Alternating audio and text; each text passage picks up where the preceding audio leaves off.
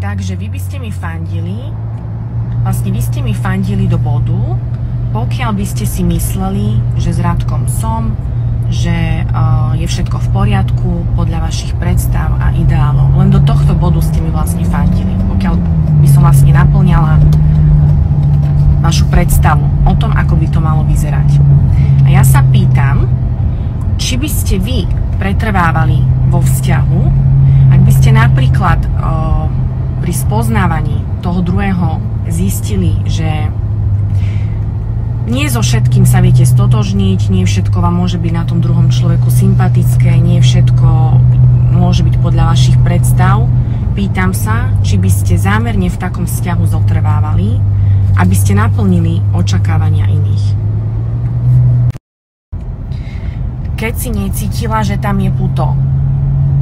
Ešte, dobre. Takže ja som sa s Rádkom stretla párkrát na osobitnom rande.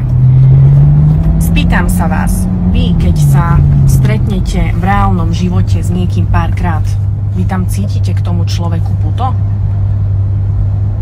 Alebo cítite náklonnosť, sympatie, môže tam byť samozrejme počiatočné zaľúbenie, ale vy si uvedomujete tú silu slova puto?